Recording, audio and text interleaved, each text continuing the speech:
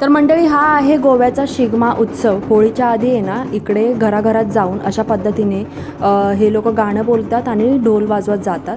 आणि प्रत्येक ठिकाणी वेगवेगळी परंपरा आणि संस्कृती असते. महाराष्ट्रामध्ये गेलं तर तिकडे वेगळ्या पद्धतीने शिगमा साजरा केला जातो.